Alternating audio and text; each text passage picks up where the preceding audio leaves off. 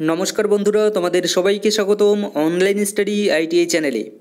आजकेर এই ভিডিওটা স্পেশালি আমার সেই সকল ভাই এবং বোনদের জন্য হতে চলেছে তোমরা যারা ওয়েস্ট বেঙ্গল আইটিআই এর ফর্ম ফিল আপ করেছিলে কিন্তু তোমরা যদি অটো আপগ্রেডেশন সম্পর্কে না জেনে থাকো, অর্থাৎ যে পয়েন্টগুলো আমি এখানে লিখেছি এবং তোমরা যে পয়েন্টগুলো দেখতে পাচ্ছ এই পয়েন্টগুলো সম্পর্কে যদি তোমরা জানতে চাও তাহলে আমি তোমাদেরকে অবশ্যই বলবো এই ভিডিওটা স্কিপ না করে শেষ পর্যন্ত একটু মনোযোগ দিয়ে শোনো, তাহলে কিন্তু তোমরা বুঝতে পারবে এবং তোমাদের যে ডাউট সেই ডাউট কিন্তু অবশ্যই ক্লিয়ার হয়ে যাবে।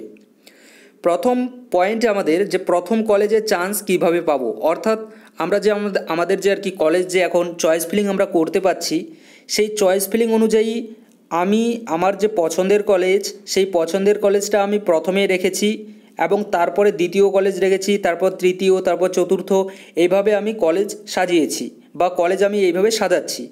তো আমি প্রথম যে আমার কলেজ আছে সেই প্রথম কলেজটাতে আমি চান্স পাইনি, তাহলে কিভাবে আমি সেই প্রথম কলেজটাতে চান্স পাবো? তো প্রথম পয়েন্ট আমাদের আছে প্রথম কলেজে চান্স কিভাবে পাবো, পছন্দের কলেজে চান্স না পেলে কি করব, 3 নম্বর কলেজে চান্স পেয়েছি, 1 নম্বর কলেজে কিভাবে চান্স পাবো।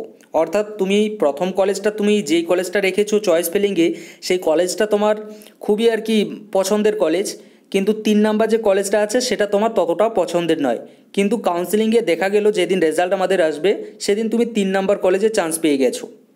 এবার তুমি ভাবছো যে তাহলে আমি কি প্রথম যে নাম্বার আমাদের কলেজটা আছে সেই কলেজটা কি তাহলে আমি পাবো না? যদি তোমাদের এরকম ডাউট যদি থেকে থাকে আমি অবশ্যই বলবো তোমরা একটু ভালো করে জাস্ট শোনো, এই ভিডিওটা একটু দেখো ভালো করে, তাহলে কিন্তু তোমাদের ক্লিয়ার হয়ে যাবে। তারপর 4 নম্বর পয়েন্ট হচ্ছে অটো আপগ্রেডেশন। এই অটো আপগ্রেডেশন কি, কারা করতে পারবে সে সম্পর্কেও কিন্তু বলবো।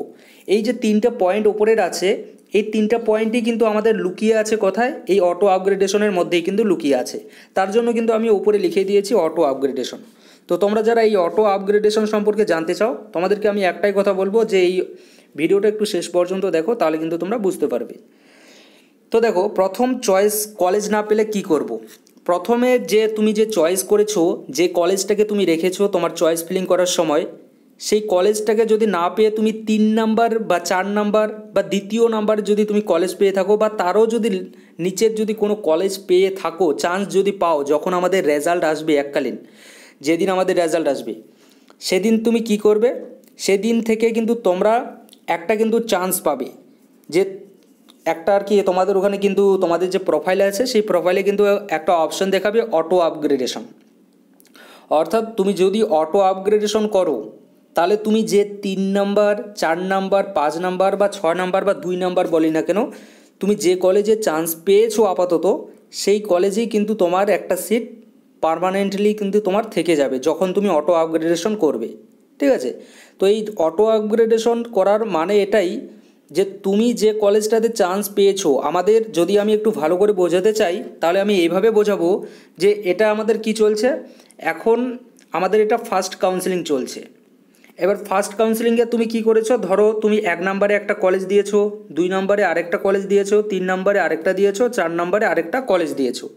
তো এবার 1 নম্বর যে কলেজটা আছে এই কলেজটা তোমার আর কি খুবই পছন্দের কলেজ, দ্বিতীয়টা একটু তার থেকে একটু কম, তৃতীয়টা তার থেকেও আর একটু কম, 4 নম্বর যে আর কি কলেজটা তুমি চয়েস ফিলিং করেছো সেটা তার থেকেও আর একটু কম।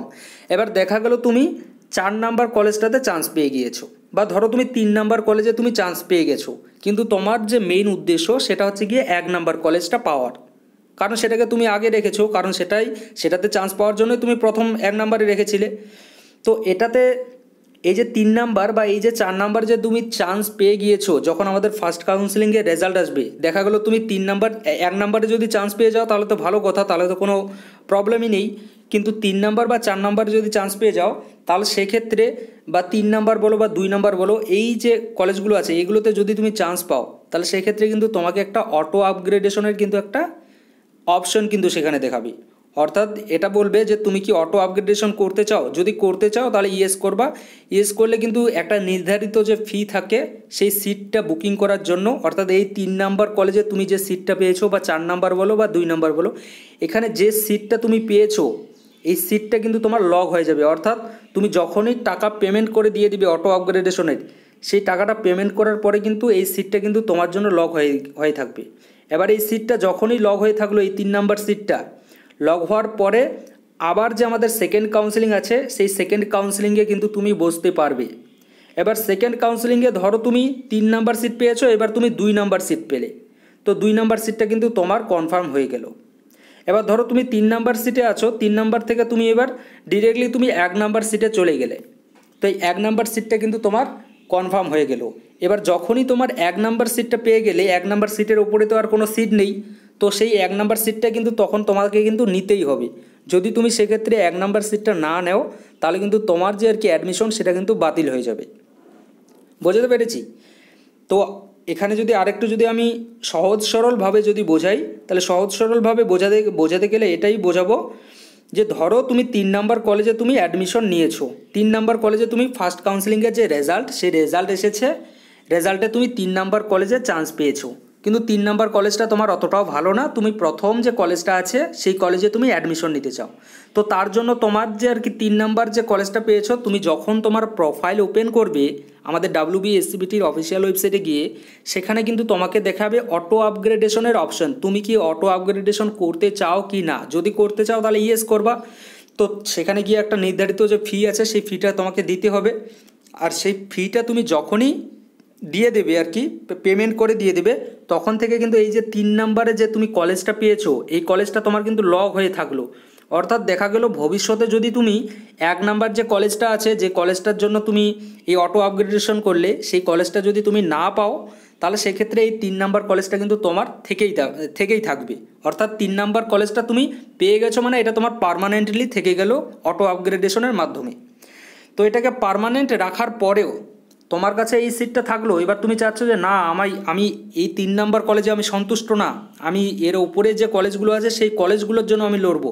তো তার জন্য অটো আপগ্রেডেশন এই টাকাটা তোমাকে পেমেন্ট করতে হবে একটা নির্দিষ্ট। সেটা করার পরে আমাদের সেকেন্ড যখন আমাদের কাউন্সেলিং হবে, সেই সেকেন্ড কাউন্সেলিংয়ে কিন্তু তুমি পার্টিসিপেট করতে পারবে। এবং পার্টিসিপেট করলে দেখা গেল সেকেন্ড কাউন্সেলিংয়ে তুমি 1 নাম্বার সিটটা পেয়ে গেলে, পেতেই পারো, এরকম হয়েই থাকে। তো সিটটা যখনই তুমি পেয়ে গেলে 1 নাম্বার সিট, তখন অটোমেটিক্যালি কিন্তু এই যে অটো আপগ্রেডেশন করে যে 3 নাম্বার সিটটা রেখেছো তুমি, এটা কিন্তু তোমার বাতিল হয়ে যাবে, ঠিক আছে?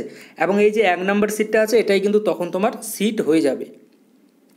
এবং তুমি যদি তখন ভাবো যে না আমি 3 নাম্বার কলেজটা পেয়েছি, এটাতেই আমি পড়াশোনা করতে চাই, এই 1 নাম্বারটাতে আমি পড়াশোনা করতে চাই না, যখন আর কি রেজাল্ট চলে আসবে সেকেন্ড কাউন্সেলিংয়ের বা অটো আপগ্রেডেশন তুমি করে ফেলবে, তারপরে যদি ভাবো যে না আমি ভুলবশত করে ফেলেছি, প্রথম যে কলেজটা আছে এটাতে আমি এখন ভর্তি হতে চাই না, যদি তুমি এরকম ভেবে থাকো, তাহলে কিন্তু সেক্ষেত্রে প্রথম যে তুমি সেকেন্ড কাউন্সেলিংয়ে যে কলেজটা তখন পেলে তুমি অটো আপগ্রেডেশন করার পরে, সেই কলেজটা কিন্তু তোমার বাতিল হয়ে যাবে। অর্থাৎ এই কলেজটাও তুমি পাবে না, এই কলেজটাও কিন্তু তুমি পাবে না তখন। তো তুমি যে কলেজটা আর কি নিতে চাচ্ছ সেই কলেজটা একটু আর কি ভালো করে কিন্তু দেখবে আর কি, যে তুমি আদৌ আর কি তোমার পছন্দের কলেজ কোনটা, তো সেইভাবে কিন্তু তুমি কাউন্সেলিংটা একটু করবে, ঠিক আছে? তো এটাই হচ্ছে গিয়ে পয়েন্ট, যে তুমি যদি 3 নাম্বার কলেজটা পেয়ে থাকো তাহলে সেক্ষেত্রে তোমাকে অটো আপগ্রেডেশন করতে হবে। আর অটো আপগ্রেডেশন করলে পরের যে কাউন্সেলিংগুলো হবে আমাদের, সেই পরের কাউন্সেলিংগুলোতে কিন্তু তুমি বসতে পারবে। এবং পরের কাউন্সেলিংগুলোতে কিন্তু সেখানে যদি তোমার যদি র্যাঙ্ক ঠিকঠাক থাকে, তাহলে কিন্তু সেখানে তোমার যে আর কি পছন্দের কলেজ যেগুলো আর কি উপরের দিকে আছে, অর্থাৎ 1, 2, 3, এই যে নিচের দিকে যে কলেজগুলো আছে, তুমি 3 নাম্বার কলেজ পেয়েছো, 3 নাম্বার থেকে অটো আপগ্রেডেশন করলে পরে উপরের যে কলেজগুলো আছে সেগুলোর দিকে কিন্তু তোমার পাওয়ার কিন্তু চান্সেস থাকবে, নাকি নিচের দিকে কিন্তু কখনোই যাবে না। সবসময় অটো আপগ্রেডেশন করা মানেই ওপরের দিকে কিন্তু কলেজগুলোর দিকে যাবে তোমার র্যাঙ্ক অনুযায়ী। এবার র্যাঙ্ক যদি ভালো থাকে তাহলে 1 নাম্বার কলেজটা পেয়ে যাবে। আর 1 নাম্বার কলেজ পেয়ে যাওয়া মানে কি, ব্যাস তোমার পছন্দের কলেজ তুমি পেয়ে গেলে।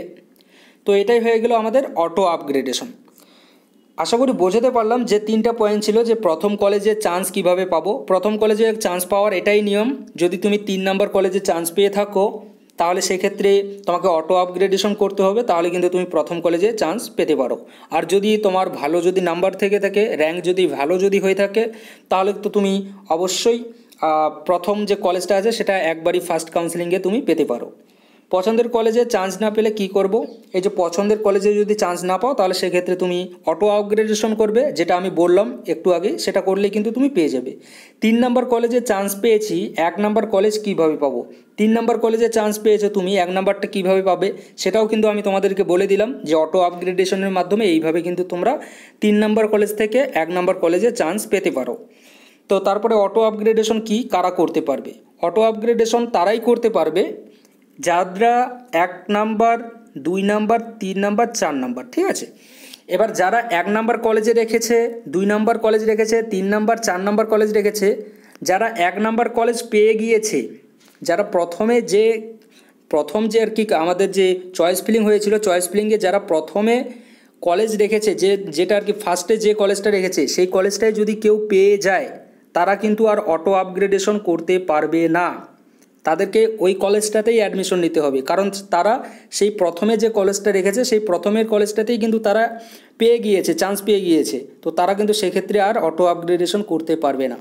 অটো আপগ্রেডেশন তারাই করতে পারবে যারা 2 নাম্বার কলেজ পেয়েছে, 3 নাম্বার কলেজ বা তার নিচে যত কলেজ সে দিয়েছে সেই কলেজগুলো যদি সে পেয়ে থাকে তাহলে কিন্তু সে অটো আপগ্রেডেশনের মাধ্যমে তার উপরের যে কলেজ যেগুলো আছে আর কি, ভালো যেগুলো কলেজ যেগুলো আর কি সে পছন্দ অনুযায়ী রেখেছে, এখানে পছন্দ অনুযায়ী ভালোর কথা বলছি, তো পছন্দ অনুযায়ী যে আর কি ভালো কলেজটা রেখেছে সেই কলেজটা কিন্তু সে পাবে ওপরের দিকে, ঠিক আছে।